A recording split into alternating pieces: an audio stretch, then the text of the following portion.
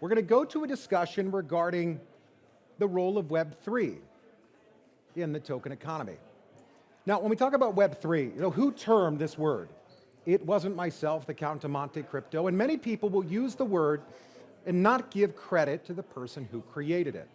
Well, the person that created the word Web3 was Gavin Wood, or at least the first person that went on record, and what it was simple. So simple, it could be summed up in Web 1, this is their words, read. Web 2, write. Web 3, own. As we move to the role of Web 3, our moderator is going to be Matthias. And one of the guests that comes up is someone that recently stood on stage with me in Monaco at the Forbes Monaco Metaverse and Technology Gala. Now, an introduction I have to give for him. I guess music. The introduction for him, his name is Sandy from 3Air, and it won't show on the screen, but 3Air is bringing utility to NFTs, and they are connecting schools throughout Africa to give them internet access. Because not everybody was born with what you and I now have today. Well, some people in parts of the world, the unbanked community, they need access to technology. The technology that is built around Web3 that gives ownership, where you don't need the intermediary to block you or to lock you out from something that should be yours, your assets. So with that, let's bring up our moderator, Matthias. Matthias, welcome to the stage.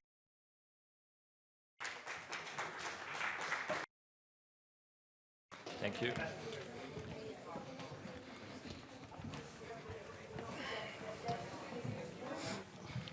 So thanks very much for being here with us today. Thanks to the panelists. Thanks for the introduction that you just had, I believe. Just checking that our presenter introduced everyone so far. Have you had? No, not yet. Okay, good. Then I'll do a quick intro because that was my assumption.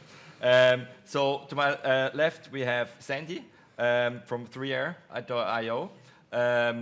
He will tell you a little bit about the use cases today as well, how they apply Web3. Then we have Vuka from representing Protocol Labs and their ecosystems. Protocol Labs is an R&D lab known for projects such as Filecoin and IPFS. And then finally we have Benjamin Huskic, who's the CTO at Eternity Establishment, which is of course a blockchain protocol and also a smart contract platform. I myself, my name is Matthias. I'm the founder of Metascale Global. We are a Web3 advisory and venture studio. So the discussion today around Web3 and the token economy, I would like to sort of take it apart into sort of two areas of focus and start with the token economy. So as we know, the token economy has really, and I had a bit of a discussion with Thomas, our big boss organizer here, what he defines as the token economy. He's basically told me, like, for him, it's the whole economy which is governed by tokens, right? So it's really our real world economy which is impacted nowadays by tokens. And I think especially for startups that has a significant impact, right? So if you think about it, how startups have traditionally financed themselves, they had to sort of build an MVP, build a sort of first product, right? Before they could go out to classic venture capital, get some seed capital, and sort of scale their business. The token economy has sort of reversed, put this upside down, right? So thanks to token raises, you can now, like so many projects, based on a white paper, raise significant amount of funds, but all of a sudden you have to sort of bootstrap a startup from zero and build a high-performing team around this, right?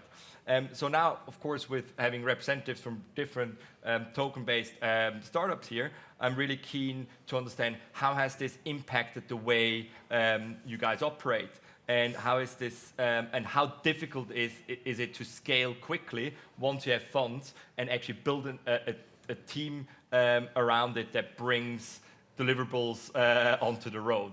So maybe starting with Benjamin, who just joined recently, I believe, Eternity Establishment as a CTO. Exactly, I'd like to hear ago. from you how that applies. Yeah, so basically, from my perspective, what have changed is that the initial cost and effort to start up an idea is much easier and less intense than it was before. The example you were just referring to, if you need to raise money, you need to do it the same way as before. So in terms of just the raising part, you need to do your marketing around and ICO and IPO. They're not as much different in terms of the act of getting that done. But what you have in the new tool set, let's say, is that you can define these specific contracts via smart contracts, via tokens, more lean. So the thing is, I hope in the future that you would have some kind of templates regarding of what kind of project you want to bootstrap, and that then you can just pick like out of the shelf, okay, so we are aiming for the start to have this, and this covered. You know, like you can think about how equity distribution is happening, how tokens will be minted, how they are put into consumption, into payouts and everything. This can be all done by templates, by smart contracts, very transparent and very lean. So you wouldn't have to have the overhead, what you have today, to have it done by lawyers, to have, if you're big, going onto a stock market or things like that. So this will take away that layer or put it into the hands of the individual. You know, like the same what happened from before industry to Web 2.0, what they call it, you know, like where you could start your company much easier with all the infrastructure given. So in a way, it's a democratization also of, you know, setting up a startup, because you lower the cost of barrier to entry really for young entrepreneurs, right? Absolutely. So the thing is, I even think if you look more in the future, what will happen is that you will be able to expose your personal value to the world. So what happens is that you can then give access to interact with the community, investors, people, and have a transparent view of what are you personally providing, what is the community, the project, the group which you're interacting with providing, and first of all, get a very quick reflection, is it something valuable, you know, like, so you will approach the market and you will see instantly, almost instantly, is it something the market is eager to have, you know, because there will be an interest in terms of vetting, of getting coins, of all these things. So you have much quicker sort of validation cycles, which is very useful, of course. Absolutely, as a startup, fail right? fast is really the thing to go. And Vuka, maybe from your point of view, like what has changed now sort of from the earlier in the year bull market to now this build market that we're in now? And maybe also what does this mean, for example, you touched upon it on the community, right? Community incentives, community aspects involving, you know, not just shareholders and investors, but really building a stakeholder economy. Maybe you can share some thoughts there. Yeah, I think generally, like in terms of fundraising, like in Web3, it's not that different. If you really look at how like teams have evolved, usually you're going to try to raise a smaller round. Like while the team is still small, you're going to have some alignment with the funders. Basically, in that period, you are basically defining on what the team wants to focus in the longer term. You're trying not to have the public raise anytime soon, like that's an event that you're trying to postpone as much as possible. Of course, if you have like a bull market, like you're going to try to like take advantage of that, but like that's a very big decision that needs to be postponed as much as possible, because you need to have all the parameters for that. And that is have more transparency into what the token economics is going to be, because now you're not just selling tokens to a particular investor, rather you're incentivizing an ecosystem to act in a particular way. This is token holders that will be participating in your protocol, validators, and many other actors that you now have in your economy, because it's not anymore a company that is doing value capture based on what they are selling, rather you're designing an economy that has different ways of capturing value. In terms of bull market and bear market, in the bull market it's much easier to fail, and actually, like if you think about the founders that have raised capital easily in the bull market, they're in a way cursed, because like they're really not sure what they need to do. Like the investors just throw some money at them. Probably the investors are not that good either. So at the end of the day, what's going to happen? That money is going to be wasted. Those founders are going to probably ruin their reputation. They might not be able to raise again, especially in the bear market. They might like change the things that they're working on and think that they are not really for entrepreneurship. So the bull market is not just good, like it has many negative effects.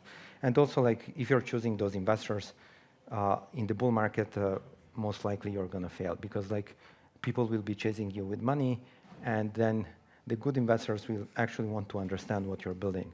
And usually, like you would prefer to just take the money and just keep building rather than have to like explain what you're working on to someone that is actually trying to challenge you because he's trying to help you and he's trying to partner with you, which is what you want. But in the bull market, most likely you are just going to take the first check that seems a good deal. So that's interesting. Basically, what you're saying is where it's not that different a token economy to a traditional startup, especially now in a, let's say, build market where we have that hype of, let's say, retail investors gone, pushing up, you know, valuations, giving easy money to maybe not so good projects, and we're back to traditional business where you have professional investors looking at team quality, looking at roadmaps, looking at a vision, right? Yeah. So as with traditional types of funding, right? Yeah, and the reason for that is that like teams function the same way. Like forget token economics. Like a team is gonna build something because they align super well on something and because they want to solve a problem. That is not going to change. This is how humans work. And not only teams, also products function the same way. So what a customer or an end user wants to have, something useful, something that adds value, right? So it needs to be always there.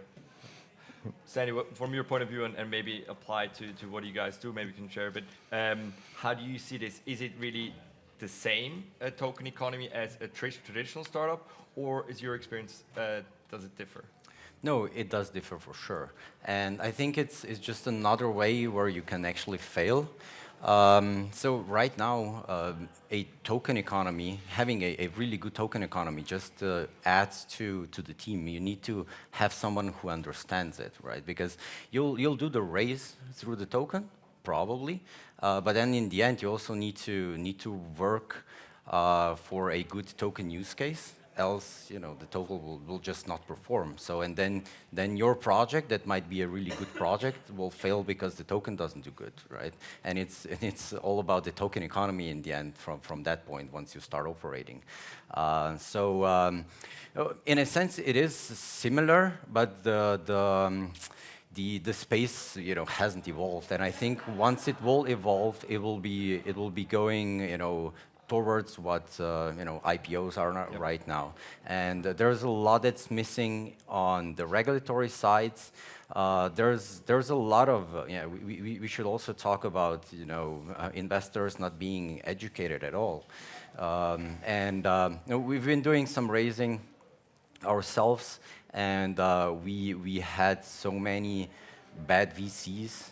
You know, there were just a lot of times what happened to us was, okay, you know, we'll invest with you if he invests with you, and something like that. So just the VCs are not being able to do their own due diligence, and then you have the general public that just throws money at things that are, for instance, popular. I don't know if it's another NFT project or DeFi project. We've been turned down for a few times because people just didn't understand what we do, right? And we are a mix of a traditional, so it's kind of a term is forming. It's you know, a real fi. So we are a traditional telecom that's going into blockchain, no, they just we got back. We cannot benchmark you to anyone. That's it. But you know, that's what venture capital is all about, right? Right. It doesn't make sense, right? New lines of business. Right? Yeah. So once Bitcoin came out, you couldn't benchmark it to anything, but it was the best investment that you could make. So yeah, it still needs a lot of evolvement. That's a very good point. And I think that leads us over to sort of the second area that I would like to touch upon with like the Web3 and the broader economy, right? So you said you're sort of in the telecom industry, and you know, with Web3, I always say, what is Web3, right? Chris Dixon, one of our thought leaders, right? He defines it as the internet owned by the builders and users, orchestrated with tokens. So it's really the third generation of the internet after Web2, social media. And just like Web2, social media, it will touch every single industry, right? Like no industry was not affected by Web2 and social media anyway. So we've seen a lot of innovation around DeFi, right? So in finance, now in gaming with the metaverse, but metaverse touching, again, every single industry. And now we have even things like, you know, RealFi or DeSci, the decentralized science. What do you think, Vuka, maybe from your point of view, what will be the next sector's next wave of innovation in Web3? Yeah, I think generally like there is a pattern that is always repeating where you're seeing a lot of innovation on everything that is high value, but also like low bandwidth, and that's usually finance. And finance always gets innovated the first, and then you're seeing like other things that are maybe more demanding in terms of bandwidth, but it's also like super high value. And for our audience, can you just give an example? What do you mean by high value and low bandwidth? Yeah. So if I want to send some tokens to someone or even do like a traditional transaction in a bank, the amount of information necessary to actually do that is like minimal. It's basically from this address to this address, this currency, this much. And the value of that transaction can be huge. That can be like $100 million if you want. So the density of information and value locked in that information is super high there. And usually that's why always the first thing to be innovated is finance. And that's what we saw with PayPal. PayPal was pretty early, and PayPal was able to actually innovate with Web2 in the context of finance. The same happened in DeFi, and a lot of people were waiting for that because like it was obvious that like if you have a network like Ethereum where you have like only 7 transactions per second, then you need to fit a bunch of transactions in a block, and it's super expensive to run. That the only thing that makes sense is actually high-value transactions, which is of course finance. The second important thing that we have is data. Like information can also like hold a lot of value, and now we are seeing like more going in that direction where we're able to like coordinate like how data is being stored where and how the players in that ecosystem are incentivized to actually keep the data stored. This is something where Falcon is focused a lot on, and then there are many initiatives where like we are unlocking computing on top of the data, and we are enabling use cases that were not possible before. But when you get data and high value there, like things that are possible are like keeping ownership over your data. So like you being able to monetize the data, not allowing Facebook or Google to monetize your data, but you actually having that ability.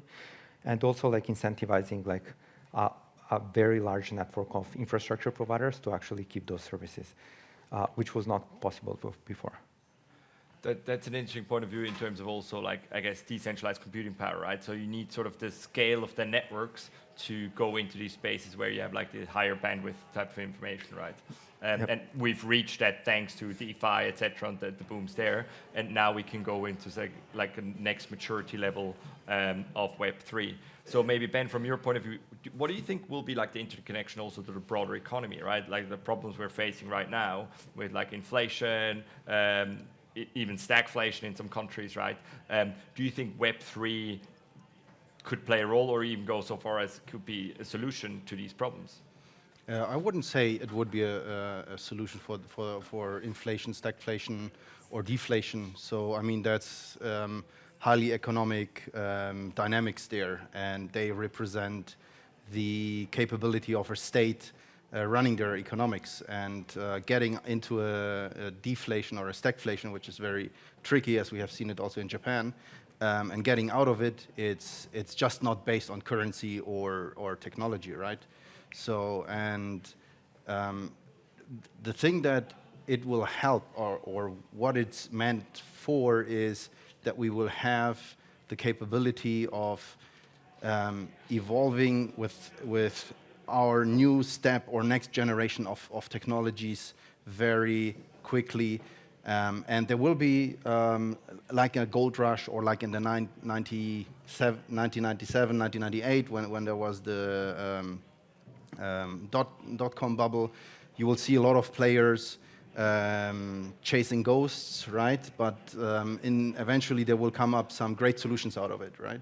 And from my perspective, the technology and the stacks will change in future. So we will need to have something with a better interoperability. Currently, all chains are somehow, I mean, decentralized, but then again, not interexchangeable. There are a lot of efforts with additional layers on top to somehow integrate them and solve this problem.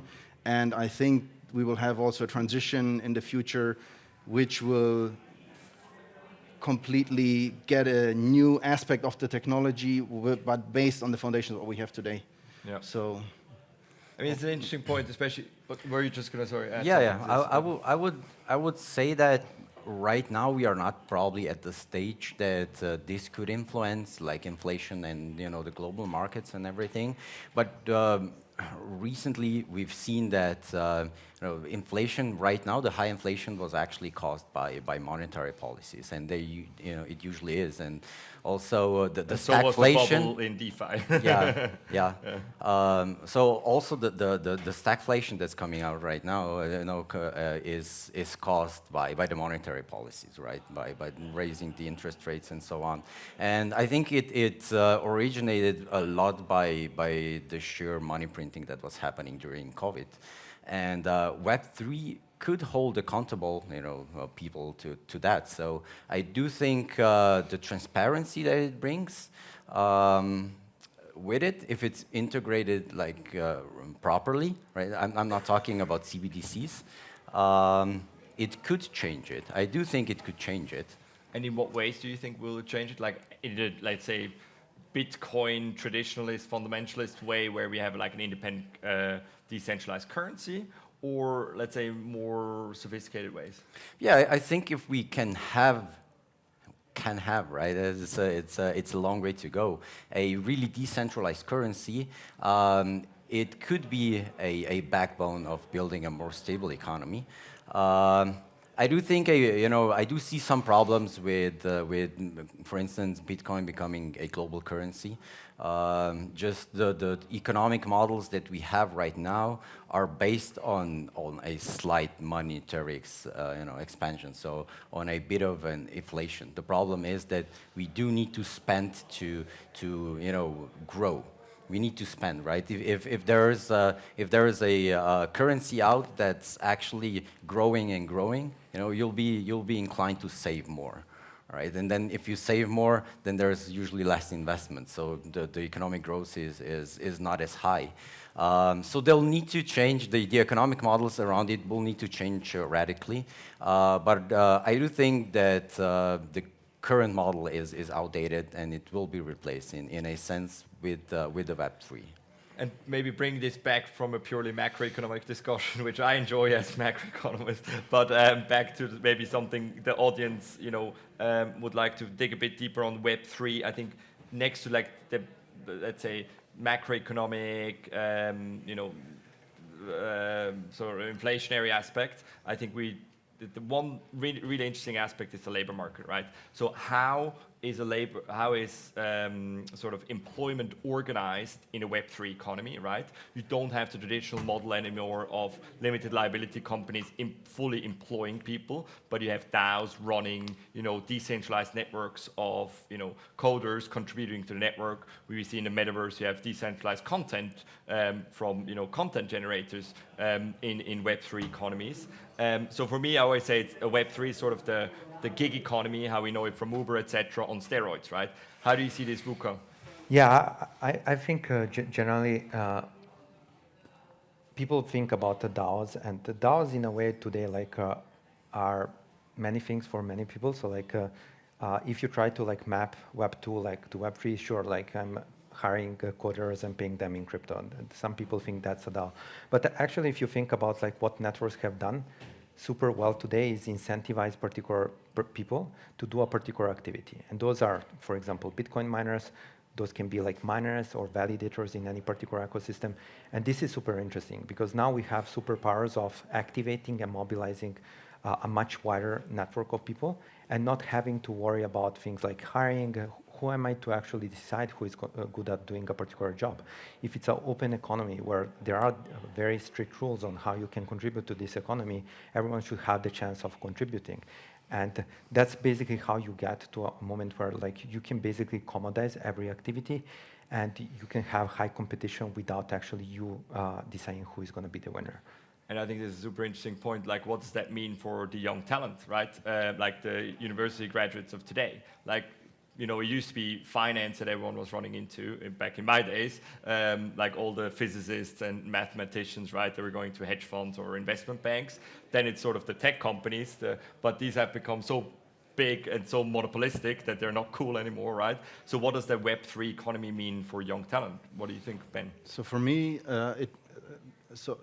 there's no change in terms of what any economy wants. So we want to be in a community or in a surrounded by people who deliver value to the common goal, right?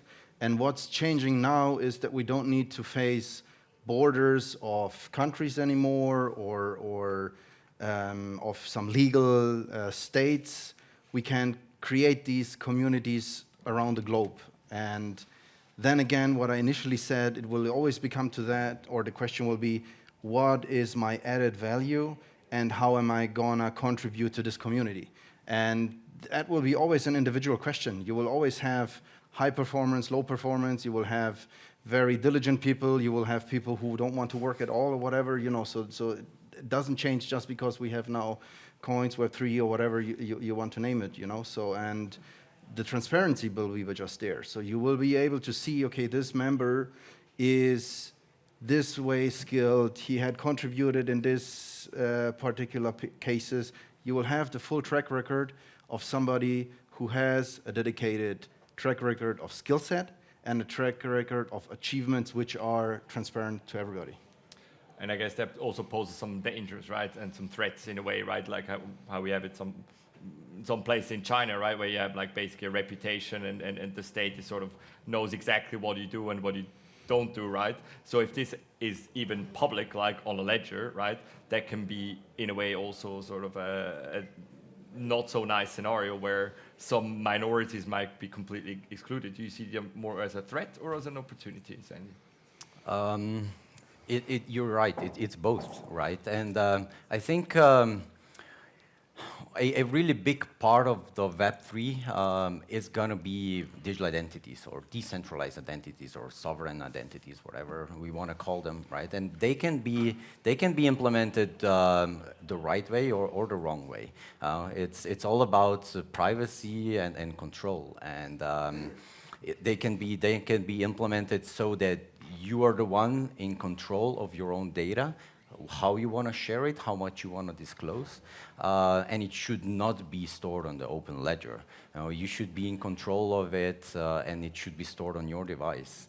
And there are some things that need to be done like 100% in private. For instance, if we go up to voting on chain, right? You don't want to track who is voting for whom. Or medical records, for example. Or medical records, right? But you need to also be the problem where the blockchain can actually solve this is having 100% anonymity, but still, for instance, in voting, if you have 100% anonymity, how you check who voted already? That's a bit of a problem, right? So, here we have solutions on the blockchain part. And it is, I do think that Web3 is going to allow us to really, get into control of our own data, personal data, that we are then in control of with whom and how we want to share it and how much we want to disclose it. Right now, you always have a problem if you come with your ID and you need to identify because, I don't know, you need to be of age to enter some clubs or anything like that. Why does the bouncer at the door need to know where you live, right? Sure. That's a problem. Also, when somebody pulls you over, police, what do they need to know where you live, right? They need to know who you are, in a sense, identify that it's you and that you own the driver's license. They don't even need to know what kind of driver's license you actually have, right? You just did it's appropriate to what you're driving. So this is what Web3 actually enables us to do. But if it's possible to misuse that, absolutely. And I think that would be the interesting part when we then go into interoperability of these, identities into different ecosystems, right? And that will drive a huge amount of value. I think we're already out of time, so as a final question to each one of you, so if I am a university graduate right now and I want to go into Web3, what is the next sector I should expose myself to in one bet from you? Any. So there's literally any. Just make it work and just stick to it. Computing. Computing, okay. I think Web3, what is really good is, whatever interests you, you should go and explore that. You should not be forced going into a sector that you don't like just because it's booming. And I do think that Web3 will integrate into all of the businesses all around the world. I do think so. So you just find what you're passionate about and you explore that. If you have a time span of 5 to 10 years, it'd probably be integrated with Web3 in a sense. Great. Thank you for those closing remarks. Thank you for listening, and have a great rest of the day.